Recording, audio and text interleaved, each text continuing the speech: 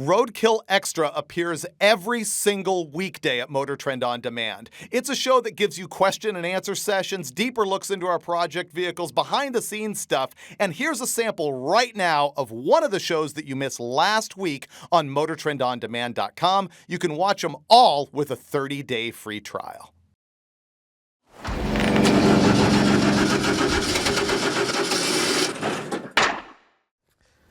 Hey, it's Freiburger here. You caught me in the middle of installing gauges in the Crusher Camaro, which is like excruciating to watch.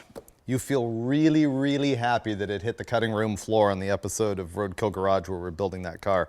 However, I do have some interesting things to share with you about buying aftermarket gauges because I've been through this a million times. Hold on, let me crimp this thing and we'll have some show and tell. I take my wiring pretty seriously. By the way, have you seen this doohickey before we get into gauges? Check this out. This is an automatic wire stripper acquired from the swap meet. This is a Ideal brand stripper made in Sycamore, Illinois, USA. Ironically, the same place where Autometer Gauges is. Wow, I just discovered that. But look, you put the wire in the correct hole for stripping, and then all you do is squeeze the pliers and bam, stripped. I love that tool. Anyway, gauges. Two things to know. First of all, there are electrical gauges which use sending units in the engine like this. And then there's what's called mechanical gauges, which use a physical mechanical connection to the engine. For example, that's a temperature probe that would go in the water jacket, and then that is a little clear line that would plumb oil to your engine, to the gauge to tell your oil pressure. Now there's some significant things to consider when you're buying one gauge over the other. First of all, look at the difference here. Mechanical gauges are frequently what they call a full sweep, or they might call it 270-degree sweep. The needle moves from all the way over here to all the way over there. You can get mechanical gauges both ways, both partial sweep or 90-degree sweep like these, or full sweep like those. Electrical gauges like this tend to come in just a partial sweep, like what you're looking at there. You can buy electrical gauges in either design, full sweep or partial sweep, but the full sweep electric gauges are way more expensive than the half sweep or partial sweep like this. So that's something to look at when you're buying the gauges, because you want to look at the gauge line that you're considering. For example, Autometer offers, like, I can't even tell you how many gauge lines, Pro, Comp, and Classic, and Phantom, and all sorts of stuff. You want to make sure that all of the gauges in the line that you are considering are available in the same sweep, because personally, I like all the gauges to have the same sweep on them. I don't like having a full sweep water temp and then a partial sweep on the oil. However, volts is almost always a partial sweep. And because of that, for the Crusher Camaro right here, I ended up choosing electrical gauges for every circumstance. Now there's a couple other things to think about on whether you're going to get electrical versus mechanical. First of all, with mechanical, it means that you've got to rig this doohickey through the firewall up and into your water jacket. And these things also are sensitive. If you bend them at a more than a 90-degree angle, or if you bend them back and forth a bunch of times, the capillary tube inside this thing can break open and then your gauge doesn't work anymore. Also, the cable that they send is permanently attached to the gauge.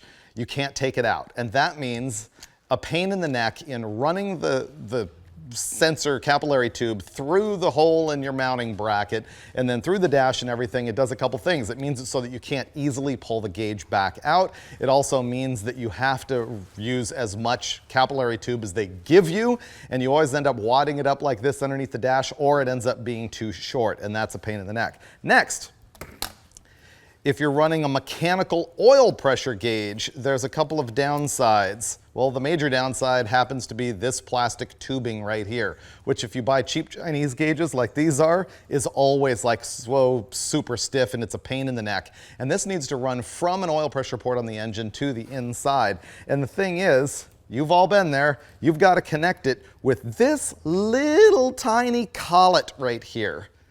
Right there. That is the collet that goes inside the fitting that squeezes this tube onto its fitting. It's tiny. And if you're in the middle of nowhere and your line breaks, this collet is probably either going to get lost or it's already crushed. You can't use it again, and it's a giant pain in the neck. Also, I have had these plastic lines melt. I've had them pop off the back of the gauge. I've had them get old and brittle and crack. And when that happens, you've got a hose with oil pressure going inside your car, and it oil absolutely everywhere. The NHRA does not allow this. And so you can buy braided steel lines to go from your engine to your gauge, but that's even more expense. This is one of the reasons why I like an electrical gauge. Downsides of the electrical gauge is, of course, you need to run a whole bunch of wires everywhere. It's really not too bad.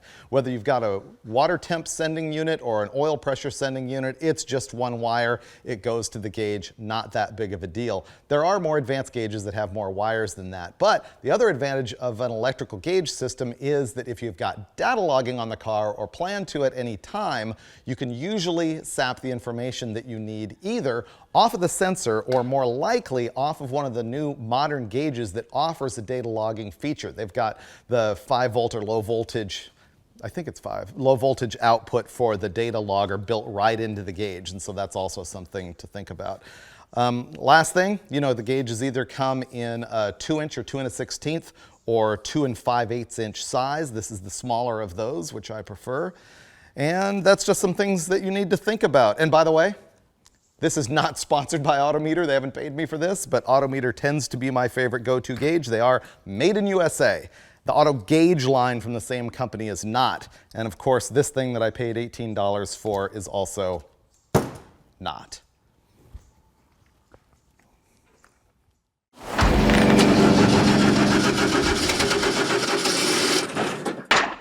If you need more Roadkill Extra, go sign up for the 30-day free trial right now.